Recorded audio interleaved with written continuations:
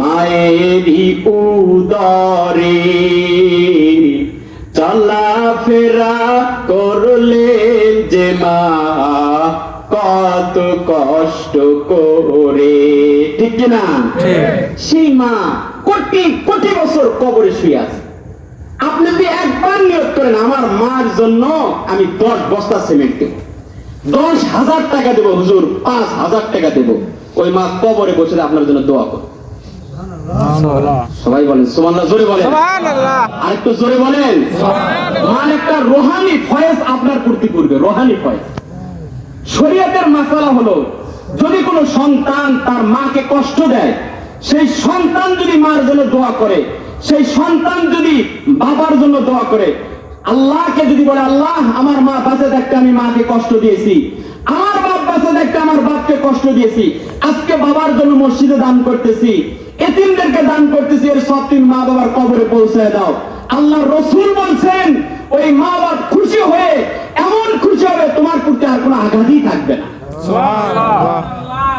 আজকে দেখেন আমরা দান করতে চাই না, কিন্তু সাহাবীর দিকে তাকান, সাহাবী ওরা দান তো করছেন, শুধু দান নয়, আল্লাহ কলিজার টুকরা সন্তান যাকে পেটে নিছে সেই সন্তান পর্যন্ত আল্লাহ রাস্তায় দিয়ে দিয়েছে। আল্লাহু আকবার বলেন।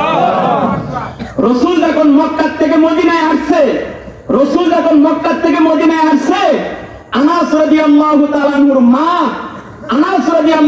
আনহুর মা সরুম মিন হায়াতি সাহাবার ভিতরে লিখছে, তখন পুরা মদিনার ভিতরে আওয়াজ শুরু হয়ে গেছে, আখিরি জামানার পয়গম্বর মক্কা থেকে মদিনার ভিতরে ঢুকছে। আল্লাহু আকবার বলেন। মদিনার প্রত্যেকটা মানুষ দেখার জন্য আখিরি জামানার পয়গম্বর মদিনার ভিতরে ঢুকছে।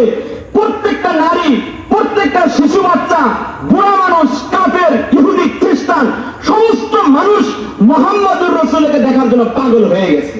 আল্লাহু আকবার বলেন। আল্লাহু আকবার। ঠিক ওই মুহূর্তে এই যে আনাসের মা, আনাস রাদিয়াল্লাহু তাআলা ওই সময় বাবা মারা গেছে।